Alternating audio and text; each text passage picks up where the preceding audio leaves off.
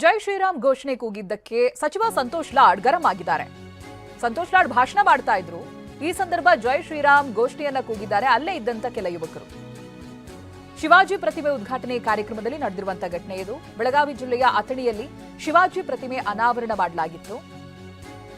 ನಾನು ಮರಾಠ ಸಮುದಾಯದವನೇ ಅಂತ ಹೇಳಿ ಲಾಡ್ ಗರಂ ಆಗಿದ್ದಾರೆ. ಅದರ ಜೊತೆಗೆ ತಾವು ಕೂಡ ಜೈ ಶ್ರೀರಾಮ್ ಅಂತ ಘೋಷಣೆ ಕೂಗಿದ್ದಾರೆ ಲಾಡ್. ಇಲ್ಲಿ ಯಾರು ಇತಿಹಾಸದ ಬಗ್ಗೆ ಸುಳ್ಳು ಹೇಳಬಾರದು. ಶಿವಾಜಿ ಸಹೋದರ ಸಂಭಾಜಿ ಮಹಾರಾಜರ ಮೇಲೆ ಮುಸ್ಲಿಂ ಸುಲ್ತಾನರು ನಡೆಸಿದ್ದ ದೌರ್ಜನ್ಯದ ಬಗ್ಗೆ ಈ ಹಿಂದೆ ಯತ್ನಾಳ್ ವಿವರಣೆ ಕೊಟ್ಟಿದ್ರು. ಈ ಇತಿಹಾಸ ಸುಳ್ಳು ಅಂತ ವಾದಿಸಿ ಸಂತೋಷ್ ಲಾಡ್ ಭಾಷಣವನ್ನ ಮಾಡಿದ್ದಾರೆ. ಹೀಗೆ ಅವರು ಭಾಷಣ ಮಾಡಬೇಕಾದ್ರೆ ಜೈ ಶ್ರೀರಾಮ್ ಅಂತ ಅಲ್ಲೇ ಇದ್ದಂತ ಯುವಕರು ಘೋಷಣೆ ಕೂಗಿದ್ದಾರೆ. ನನ್ನ ಭಾಷಣ ಕೇಳಕ್ ತಯಾರು ಇರೋದಿಲ್ಲ ಅಂತ ಗೊತ್ತಿದೆ. ಯಾಕಂದ್ರೆ ನಾವು ಬೇರೆ ಪಕ್ಷದಲ್ಲಿದ್ರು ಕೂಡ ನೋಡಿ, ಇದಕ್ಕೂ ಮುಂಚೆ ಸಂತೋಷ್ ಲಾಡ್ ಮಾತನಾಡ್ತಾ ಇದಾರಲ್ಲ, ಇದಕ್ಕೂ ಮುಂಚಿತವಾಗಿ ಯತ್ನಾಳ್ ಮಾತನಾಡಿದ್ರು. ಯತ್ನಾಳ್ ಮಾತಾಡ್ತಾ ಇರ್ಬೇಕಾದ್ರೆ ಕೆಲ ಹಿಸ್ಟ್ರಿ ಬಗ್ಗೆ ಅವರು ಕೆದಕಿದ್ರು. ಸೊ ಅದು ಸುಳ್ಳು ಅನ್ನೋದಾಗಿ ಅನಂತರದಲ್ಲಿ ಸಂತೋಷ್ ಲಾಡ್ ಭಾಷಣ ಮಾಡಬೇಕಾದ್ರೆ ಪ್ರಸ್ತಾಪ ಮಾಡಿದ್ರು. ಇಲ್ಲಿ ಯಾರು ಕೂಡ ಇತಿಹಾಸದ ಬಗ್ಗೆ ಸುಳ್ಳು ಹೇಳಬಾರ್ದು. ಶಿವಾಜಿ ಸಹೋದರ ಸಂಭಾಜಿ ಮಹಾರಾಜರ ಮೇಲೆ ಮುಸ್ಲಿಂ ಸುಲ್ತಾನರು ನಡೆಸಿದ್ದ ದೌರ್ಜನ್ಯದ ಬಗ್ಗೆ ಯತ್ನಾಳ್ ಏನು ವಿವರಣೆ ಕೊಟ್ಟಿದ್ರಲ್ಲ, ಅದನ್ನ ಸುಳ್ಳು ಅನ್ನೋ ರೀತಿಯಾಗಿ ವಾದಿಸಿ ಲಾಡ್ ಭಾಷಣ ಮಾಡಿದ್ರು. ವಿಶೇಷವಾಗಿ ಬಸವನಗೌಡ ಪಾಟ್ನಾ ಯತ್ನಾಳ್ ಅವರು ಮಾತನಾಡಿದ ಮೇಲೆ ನನ್ನ ಭಾಷಣ ಕೇಳಕ್ ತಯಾರು ಇರೋದಿಲ್ಲ ಅಂತ ಗೊತ್ತಿದೆ.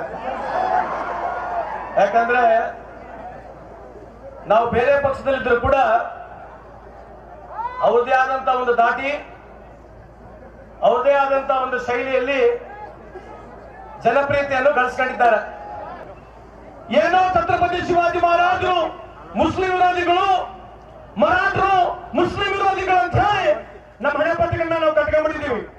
ಇವತ್ತು ನಾವೆಲ್ಲ ಛತ್ರಪತಿ ಶಿವಾಜಿ ಮಹಾರಾಜರು ವಂಶಿದ್ರು. ಇವತ್ತು ಇತಿಹಾಸ ಕಟ್ಟಲಿಕ್ಕೆ, ಹಿಂದೂ ರಾಷ್ಟ್ರವನ್ನು ಕಟ್ಟಲಿಕ್ಕೆ ಪ್ರತಿಯೊಬ್ಬರು ಮರಾಠ ರಕ್ತ ಬೆವರಿ ದೇಶಕ್ಕಿದೆ. ಆದ್ರೆ ನಾವು ಯಾರು ಒಂದು ಸಮಾಜ ವಿರುದ್ಧ ಇಲ್ಲ, ನಾವು ಮೊಘಲರ ವಿರುದ್ಧ ಇದ್ವಿ ಹೊರತು ಮುಸಲ್ಮಾನರ ವಿರುದ್ಧ ಅಂತ ಈ ಸಂದರ್ಭಕ್ಕೆ ಹೇಳಕ್ಕೆ ಬಯಸ್ತೇನೆ. ಜೈ ಶ್ರೀರಾಮ್, ಜೈ ಶಿವಾಜಿ ಮಹಾರಾಜ್. ನೋಡಿ, ಮಾತಾಡಕ್ ಕೊಡ್ಬೇಕಂದ್ರೆ ಕೂಗಾಡ್ಬೇಡಿ. This is not the way. ನೀವು ಸುಮ್ಮನೆ ನೋಡಿ ಕೂಗಾಡ್ಬೇಡಿ. ಹಿಂಗೆ ನೀವು ನಿಮ್ಮ ಮಾತು ಮಾತಾಡಿದ್ರೆ ನನ್ನ ಮಾತು ಮಾತಾಡ್ತೀನಿ. ನಾನು ಕೂಡ ಮರಾಠ ವಂಶದವನೇ, ನಾನು ಕೂಡ ಛತ್ರಪತಿ ಮರಾಠ ವಂಶದವನೇ. ಆದ್ರೆ ಛತ್ರಪತಿ ಮಹಾರಾಜರ ಇತಿಹಾಸವನ್ನು ಸುಳ್ಳು ಹೇಳಿ, ಸುಳ್ಳು ಹೇಳ್ತಕ್ಕಂಥ ದಾಖಲೆ ಈ ಸಂದರ್ಭದಲ್ಲಿ ಹೇಳಿ ನಿಮ್ಮೆಲ್ಲರಿಗೆ ಒಂದಿಸ್ತೀನಿ. ಛತ್ರಪತಿ ಶಿವಾಜಿ ಮಹಾರಾಜರ ವಂಶಸ್ಥರು ನಾವು. ದಯಮಾಡಿ ಹೆಣ್ಮಕ್ಳು ವಿಚಾರ ಮಾಡಿ, ಮುಂದಿನ ಪೀಳಿಗೆಗೆ ನಮಗೇನಾಗ್ಬೇಕು, ಮುಂದಿನ ಪೀಳಿಗೆಗೆ ಏನಾಗ್ಬೇಕಂತಕ್ಕಂಥದ್ದು ಯೋಚನೆ ಮಾಡ್ಬೇಕಂತ ತಾವೆಲ್ಲರಿಗೆ ಹೇಳಿ ನಾನು ಮಾತನ್ನು ಮುಗಿಸ್ತೀನಿ. ಜೈ ಹಿಂದ್, ಜೈ ಕರ್ನಾಟಕ, ಜೈ ಛತ್ರಪತಿ ಶಿವಾಜಿ ಮಹಾರಾಜ್.